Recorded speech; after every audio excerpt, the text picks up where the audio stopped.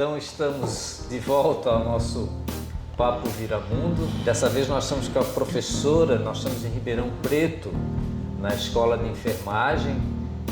Em outros vídeos eu já falei que a universidade tem escolas, institutos, com nomes diferentes, mas para um aglomerado de pessoas trabalhando em torno de um tema comum, né? No caso aqui é a enfermagem.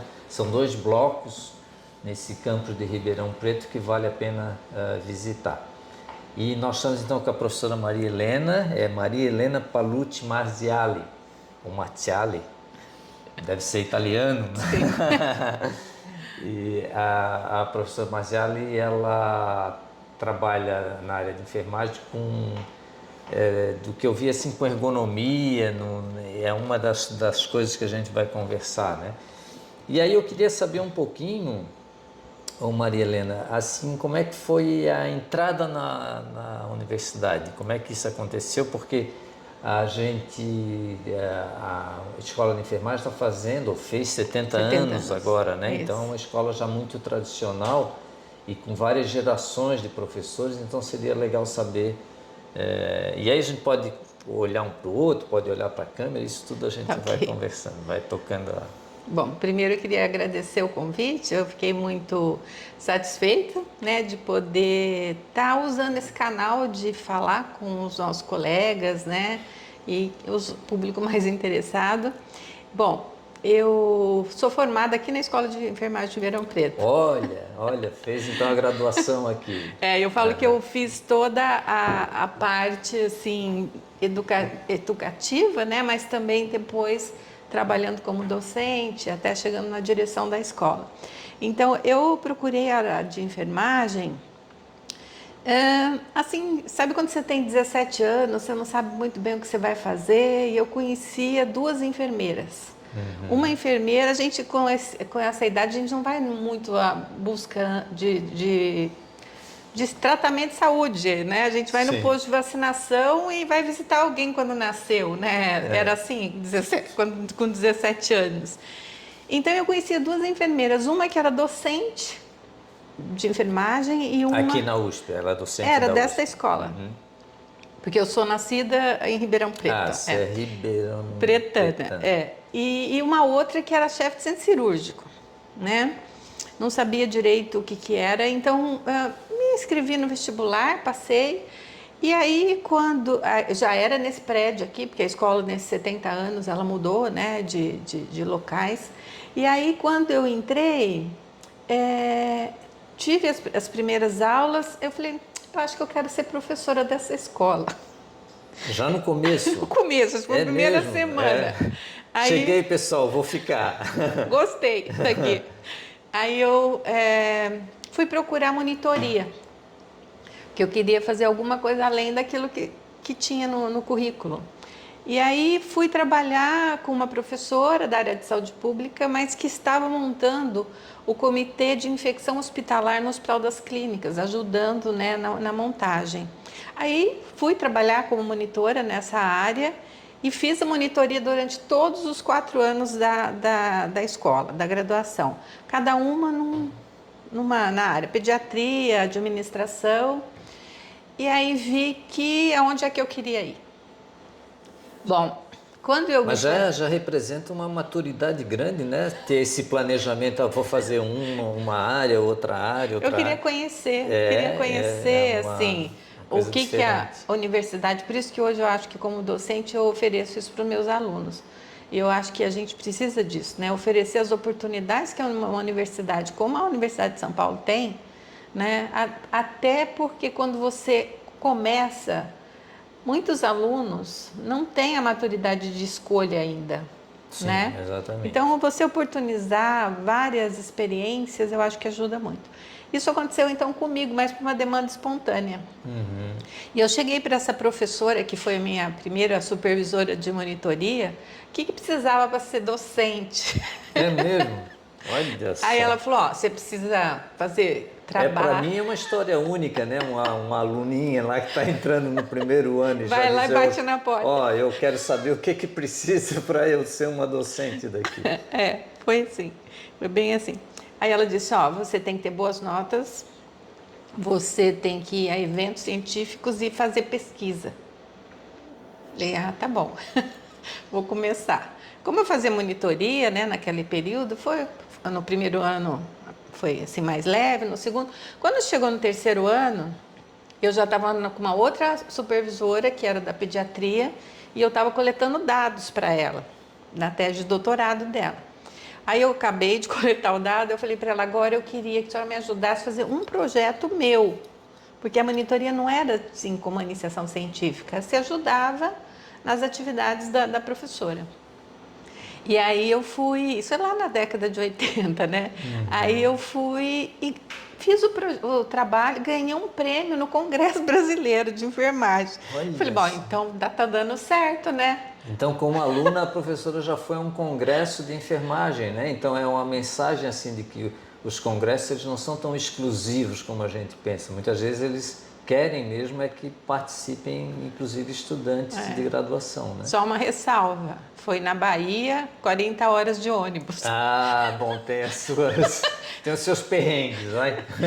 Porque eram os alunos, né, que iam, a gente Entendi. foi com os alunos, mas Certo. tem isso também, vale a pena viver na Sim, universidade, sim. né? E aí, à época, a gente precisava, formei e fui, assim, antes da minha formatura, uma semana antes, lá no hospital onde eu fiz o estágio, no último ano, a enfermeira me indicou para um emprego, que era um emprego na área de saúde do trabalhador. Eu não tinha formação na área de saúde do trabalhador, fui trabalhar numa indústria farmacêutica, no ambulatório de saúde do trabalhador. E aí fiquei 6 meses lá. Por que 6 meses? Porque eu precisava da especialidade. E eu não tinha especialidade. E eu também queria viver experiências práticas. Sim. E aí fui chamada no hospital, porque eu tinha feito uma ficha lá, deixado o currículo. Fui chamada para um hospital, uma maternidade. Falei, bom, vou para a maternidade. Então, eu fiquei 6 meses no hospital, lá no ambulatório de saúde do trabalhador. Adorei aquilo. Falei, puxa, acho que eu vou investir nisso. Mas teve a oportunidade de ir para o hospital, fui para o hospital. Depois tinha feito um concurso no Hospital das Clínicas, porque eu queria ficar mais próxima da escola, porque eu queria fazer pós-graduação. E precisava, então, desses 2 anos de prática. Olha só. Fiz os 2 anos, faltavam 2 meses. Por esses 2 anos, teve um concurso aqui. Só que eu não podia fazer inscrição, porque eu não tinha os 2 anos. Aí vim conversar com a chefe de departamento, na época.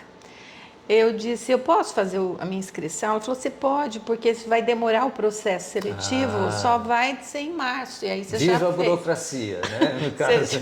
Você já vai estar, você pode fazer. Aí eu fiz o concurso, o dia que eu vim fazer o concurso, eu falei, tinha todas as minhas chefes do hospital, tinha gente assim, muito mais experiente. Falei, vixe, eu sou recém-formada, acho que eu não vou passar, mas eu vou tentar, ou não eu já tenho. E eu passei.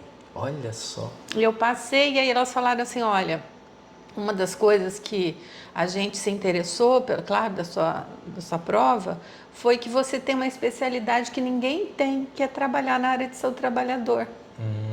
A gente quer que você vai fazer o mesmo, porque a gente entrava como auxiliar de ensino.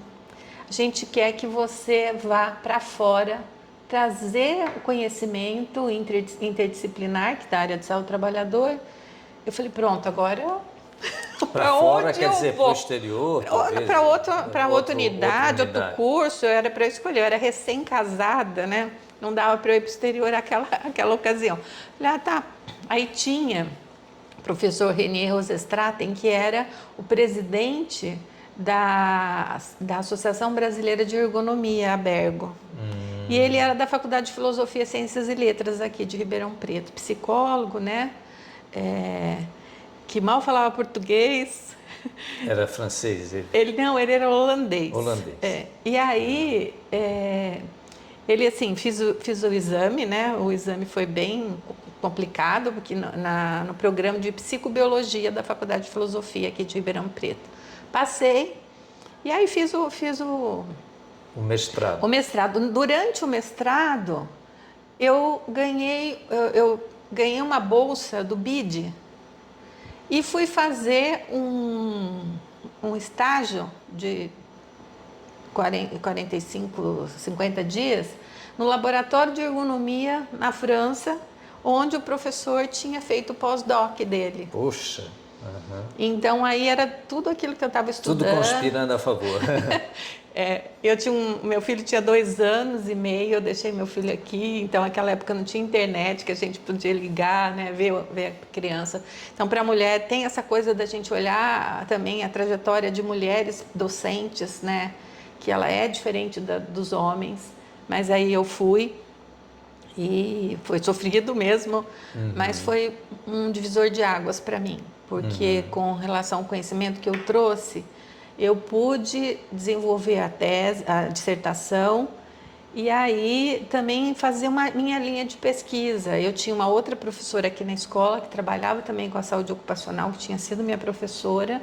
Mas eu me perdi um pouquinho, isso ainda era a fase do mestrado? Mestrado, mas eu já era docente, era auxiliar de ensino. Isso sim.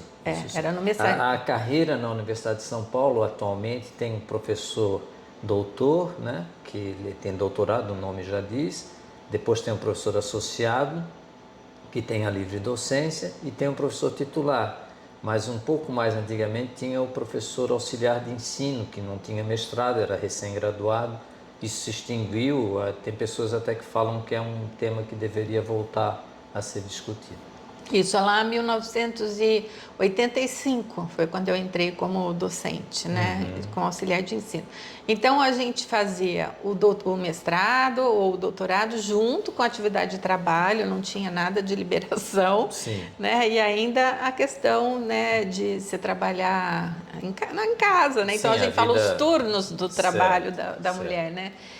E isso deu, né, para compensar, assim, fazendo aí as atividades, e logo eu consegui também ter financiamento para ir para fora, para os eventos internacionais. A gente falava assim, não, a CAPES só dá para quem é doutor. Não, a CAPES me deu como mestranda também. Então, assim, eu acho que eu estimulo muito os alunos, olha, o não a gente já tem. Então, a gente se arrisca, manda. É um aprendizado, pode ser que na primeira vez você não tenha, na segunda, mas um dia você vai ter. Então, né? Eu acho que isso é um incentivo. E aí, então, a carreira docente, ela não é fácil, né? As pessoas pensam que é assim, a gente entrou, chegou e já, né? Não é. Para alguns pode ser, mas para mim, pelo menos, foi bem... Cada passo foi muito bem delimitado. Aí eu tive uma orientação, né, que mudou, porque as questões de gestão da universidade, elas são muito importantes, e das unidades. E aí a gestora à época disse para mim, olha, agora você tem que voltar para a enfermagem, porque você precisa estar aqui para participar das bancas, para fazer as orientações.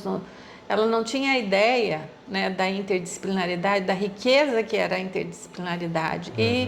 E aí eu fui um pouco desviada em termos daquilo que eu queria seguir. Saindo um pouco mais da ergonomia e vindo... Não, eu trabalhava com ergonomia, mas a ergonomia na escola francesa que eu trabalhava, as questões de riscos psicossociais, a questão da relação mais voltada à saúde mental. Então eu trabalhava fadiga mental de enfermeiras que trabalhavam em turnos alternantes, com experimentos, né, que era uma coisa diferente. Aí quando então houve esse direcionamento interno, né, da minha atuação profissional para ficar mais na casa, eu tive que mudar a linha.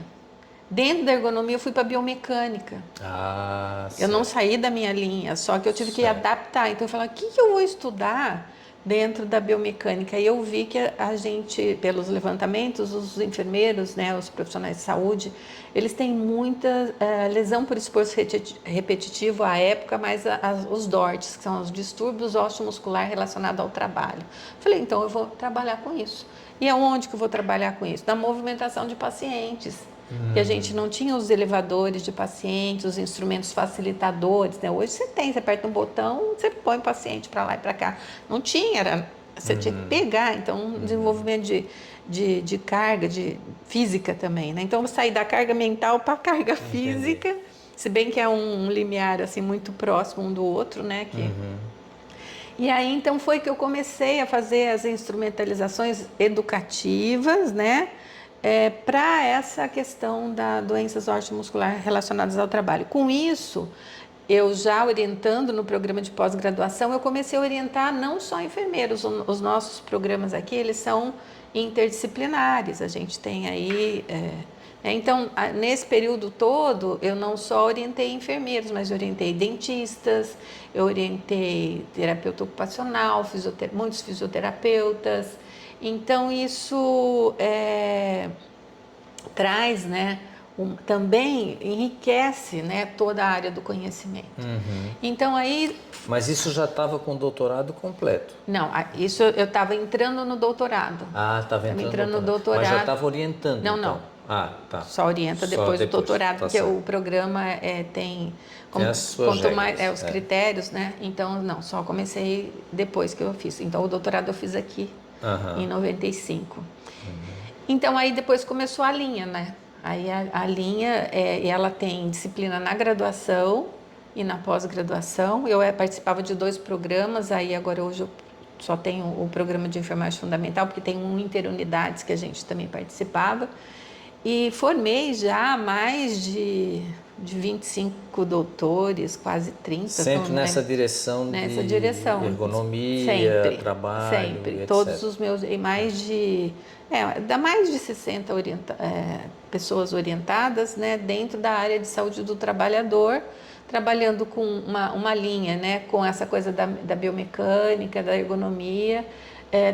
Aí voltei para a saúde mental. Quando eu fiz a minha livre docência, eu voltei para os meus riscos psicossociais. Certo. Estavam guardadinhos lá. Estavam lá, né? E tanto é que na pandemia a gente fez dois projetos, né, que foram financiados pela Organização Pan-Americana de Saúde e ligado à CEGETS, do Ministério da Saúde, que a gente trabalhou as questões de riscos ocupacionais para os profissionais de saúde durante a pandemia. Com vários produtos, e agora a gente tem um em processo de aprovação, que a gente vai trabalhar riscos psicossociais no período pós-pandêmico, né, trabalhando aí agravos da saúde mental, porque desse período os profissionais de saúde, eles sofreram muito, né? Todo mundo sabe disso, né? Que é a relação da carga de trabalho, tanto física como mental, mas também os diferentes protocolos que foram iniciados ou ajustados por conta das demandas emergenciais. Então, a gente tem agora que olhar as condições de trabalho e as condições de saúde dessas pessoas, né? Porque você precisa ter pessoas com saúde para poder fazer o trabalho direito para assistência à saúde dos outros, né?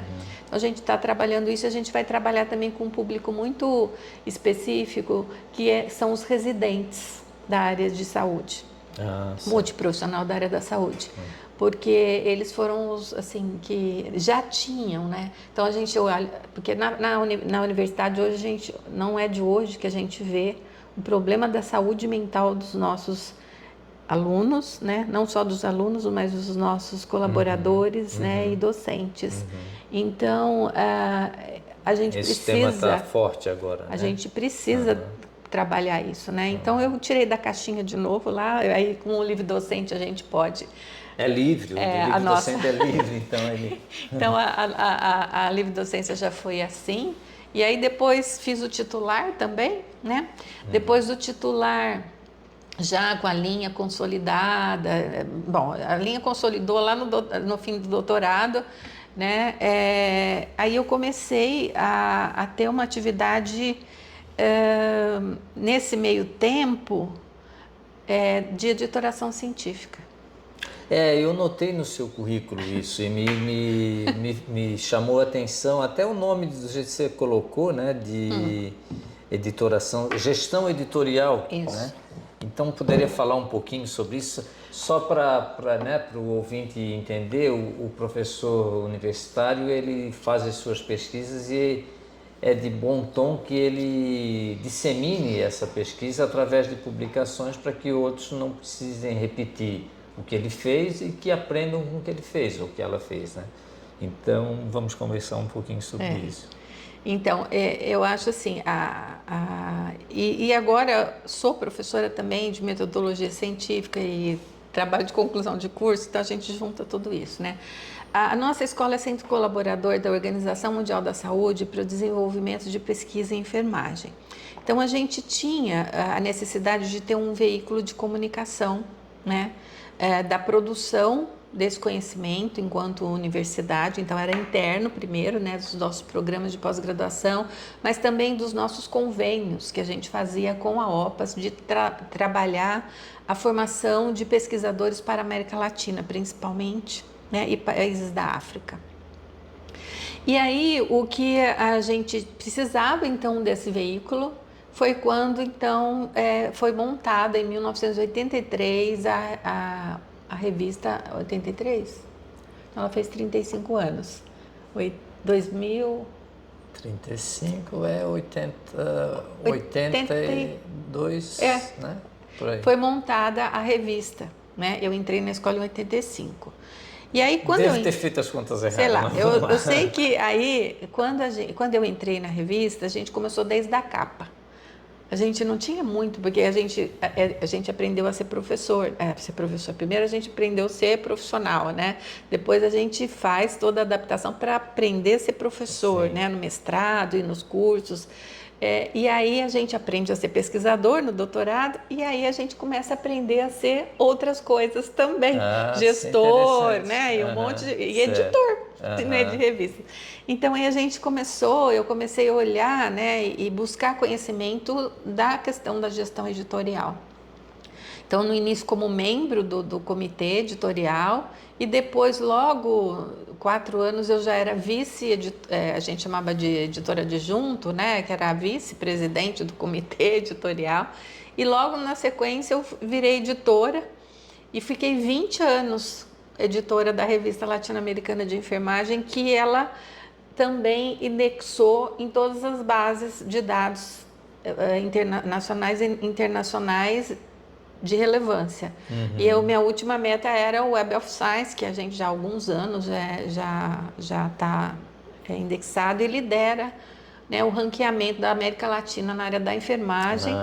Enquanto... E o nome dela é em português mesmo? Revista Brasileira? É Revista Latino-Americana de Enfermagem, né? Porque quando a gente registra, a gente tem um ISNN, que é o registro da revista. Então, você não pode mudar. Então, se você põe o nome em inglês, ela já não é aquele nome. Você pode até registrar em inglês se você quiser. É como a gente estava discutindo na USP, né? Como que a gente coloca a USP para a gente poder puxar os bancos de dados. Então, foi sugerido que a gente coloque, né, recomendado que a gente coloque o nome em português. Universidade de São Paulo, e aí a sua unidade, né? Porque isso na captura de bancos de dados é importante. É igual o nome da gente, né? Como é que a gente vai usar o nome da gente também tem isso. Bom, então aí a gente começou nessa meta, né, nesse projeto estratégico aí de indexar, conseguimos indexar, e aí quando virei chefe de departamento e ainda editora da revista, dando aula e pesquisadora, e foi um momento mais difícil, mas quando eu fui para a direção da escola em 2018, aí não dava para ficar na editoração, eu virei presidente do conselho, seria o financeiro, sabe, da revista, enquanto diretora. Então, aí eu me desliguei da revista Latino-Americana de Enfermagem. Mas, durante essa trajetória de 20 anos, a gente foi olhando para a editoração e para o ensino da editoração também. A gente tem disciplina na pós-graduação de gestão e editoração. E a gente, disciplinas? E a gente tem cursos online pela OPAS, vinculado pela OPAS, para ensinar a editoração, né, na América Latina. E também fiz muitos workshops, muitos seminários, tanto no Brasil, principalmente México, Chile, Colômbia, para ensinar junto com a Biblioteca Virtual de Saúde, que eu faço parte já há muitos anos, né? E coordeno, então, uma coleção de revistas na área da enfermagem que chama RevEnf, junto à coleção Cielo. É uma coleção específica, que são revistas que são Cielo, mas revistas de enfermagem que não são Cielo, mas usam a metodologia Cielo, né? Que é aquela Open Access, né? Então, são revistas acessadas, sem pagamento, e isso é muito tem importante. a Escola de Enfermagem De São Paulo? De São Paulo tem uma revista também, Também. né? Nós somos na USP. Porque temos duas escolas. Bom, Pode falar. tem duas escolas, né, de enfermagem na USP. A Escola de Enfermagem de Ribeirão Preto e a Escola de Enfermagem de São Paulo. E lá também eu me lembro que eu já conheci a editora. Tem uma revista também. Isso. Cujo nome é? Não sei. Revista da Escola de Enfermagem USP. Revista da Escola de Enfermagem. E a nossa, então, é a Revista Latino-Americana de Enfermagem. Ela já nasce maior porque ela era voltada ao centro colaborador, a um público latino-americano. Né? Embora a gente publique coisas do mundo inteiro, né? E os textos são em português? Inglês e espanhol. Inglês e espanhol. A gente começou com uma trilingüe, né? A gente não era trilingüe no começo.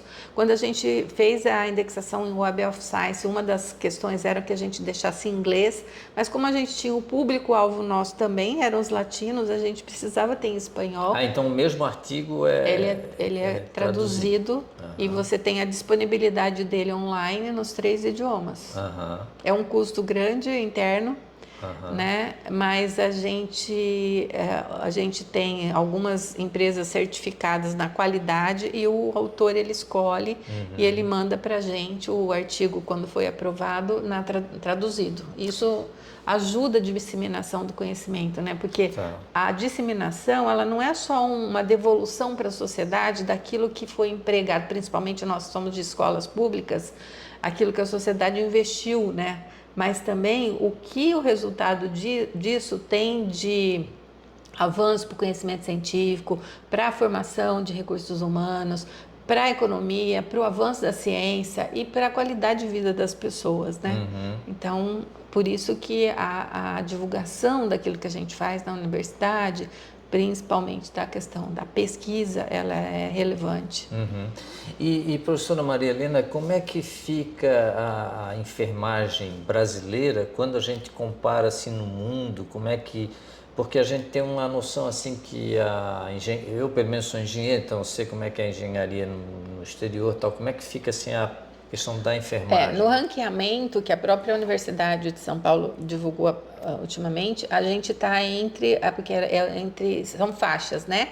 Entre 50 e 100 do mundo. Certo. Então, são as duas escolas juntas, né? Não tem no ranqueamento não tem a divisão. Mas a nossa escola, enquanto projeção internacional e nacional, claro, nacional a gente tem o quê? As avaliações dos nossos cursos de pós-graduação, nós temos 5 programas de pós-graduação, sendo 2 nota 7, 1 nota 6, 1 nota 5 e um profissional, mestrado profissional, que é nota 4, porque ele é mais recente. E nota 7 nessa avaliação, não sei porquê, sei um pouquinho, mas representa a nota 10. É o máximo. É o máximo, 7. Tá? É a excelência que eles falam, né? Então, nós temos o programa de escola de enfermagem nota 7. Eu já tinha notado isso aqui. E a graduação a gente tem aquelas avaliações, né, externas, mas também a avaliação dos 5 estrelas, né, que todo mundo comenta, que sai lá na FUVEST. E internacionalmente a gente tem, assim, quando a gente vai para fora, a gente tem egressos da nossa escola em tudo quanto é lugar.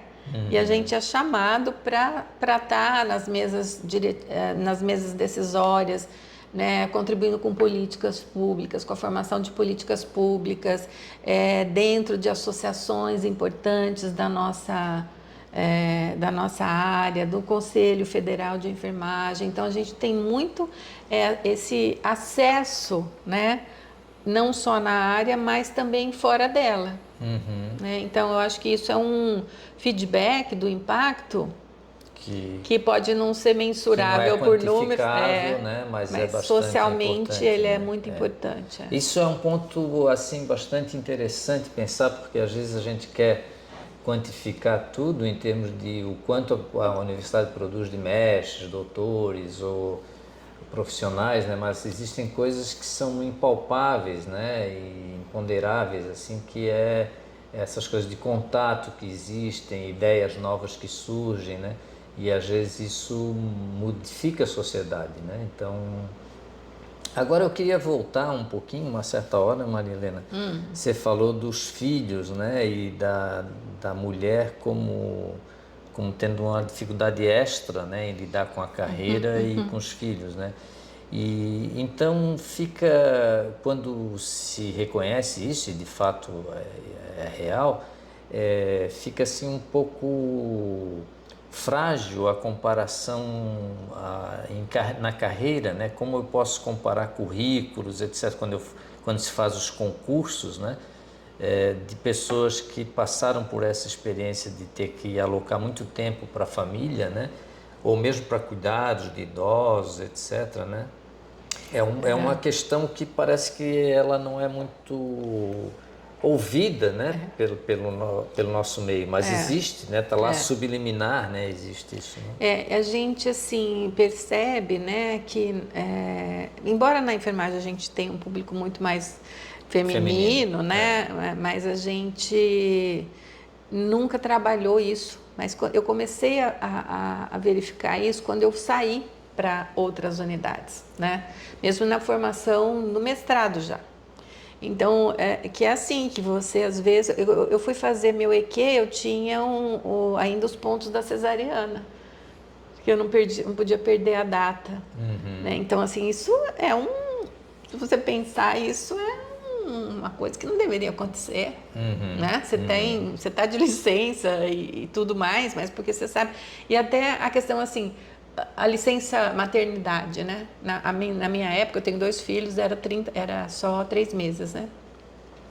E eu tinha aqui na unidade, não tinha marcado aulas, né? No mês seguinte, então se eu pudesse juntar com minhas férias, eu podia ficar 4 meses com meu primeiro filho, né? E aí, a ocasião me falaram, não, você tem que voltar. Então, assim, uma falta de sensibilidade, de olhar, mesmo sendo mulheres, né, olhar para essa questão. E eu vejo assim, não é que você está dando privilégios, você está dando oportunidades para as mulheres, que tem a ver com aquilo que a sociedade é. Não é? Embora hoje a gente tenha uma divisão de tarefas até domésticas entre homens e mulheres diferentes do que a gente tinha lá na minha época, não justifica, né, que você não vá olhar para essa questão, né, que as mulheres têm necessidades, né, diferentes dos homens. Sim. Então eu acho que a universidade agora parece que acordou para isso, né? Então, assim, com a questão da USP Mulheres, a gente teve um avanço. Eu acho que discutir esses temas, e mesmo lá, né, na CAD, né, Marcílio, quando a gente participou da CAD, a gente tinha muita isso, né, nos relatórios, né, da gestão passada ainda, né? Olha, eu estava em licença maternidade, como é que eu vou fazer a minha produção? Então, assim... A CAD é a Câmara de Atividades Acadêmicas que lida com a avaliação, né, dos professores da universidade. E assim, um exemplo, interrompendo e pedindo desculpas, um exemplo é quando nós fomos fazer doutorado no exterior, eu e a minha mulher, eu tinha uma bolsa que era mais do que o dobro, eu acho, do que a bolsa que ela ganhava, e ela, por ser... A justificativa é que ela estava acompanhando o marido no doutorado, né? Então isso... E ela fazendo doutorado também. Então depois isso se alterou e aí passamos a ter bolsas iguais.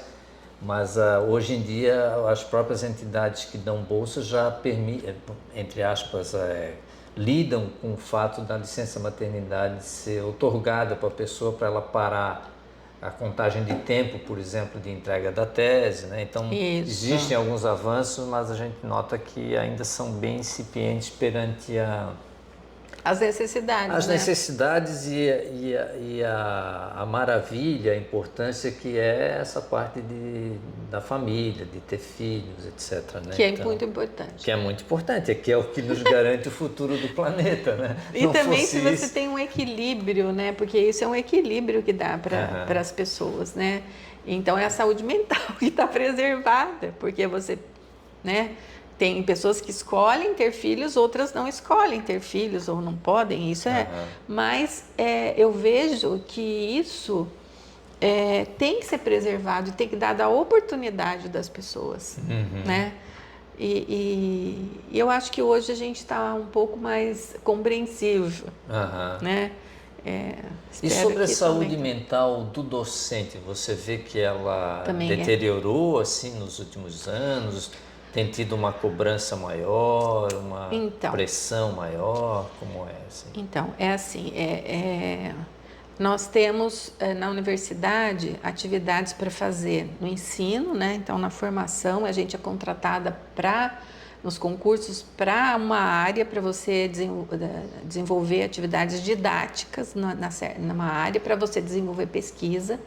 Mas a gente tem também as atribuições na cultura e extensão, né, que é devolver para a sociedade através de atividades, de cursos, de N atividades, essa também o que é produzido na universidade, a potencialidade da universidade e também a questão da gestão, né, a gestão acadêmica, que também, quando a gente trabalha com gestão, a gente logo vê uma luzinha piscando que é gestão de conflitos, né?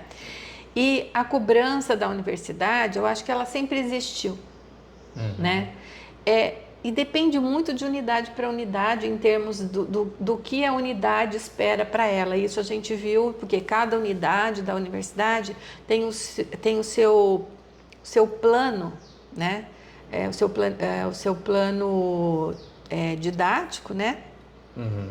E o que espera para o departamento, porque a gente é dividido em departamentos ou unidades, e para a própria instituição e para a universidade, né? Então, você vai fazer um concurso, você tem que ter uma série de critérios cumpridos para você poder ser aprovado na evolução da carreira. Então, tem uma coisa que é pessoal, de você ter esse planejamento, fala, não, eu vou querer chegar até o titular, ou não, eu vou parar aqui no doutor, mas isso é bem difícil. E uma questão da exigência de carga horária. Então, por exemplo, o que a gente enfrentou nos últimos anos? Eu vou falar dos últimos anos, porque como a gente começou com uma restrição econômica muito severa na época, há 3 gestões passadas, vamos pensar, 3 gestões reitorais passadas, quando a gente tinha um déficit, né, orçamentário muito significativo, e a gente começou a não ter reposição de docentes e funcionários na universidade.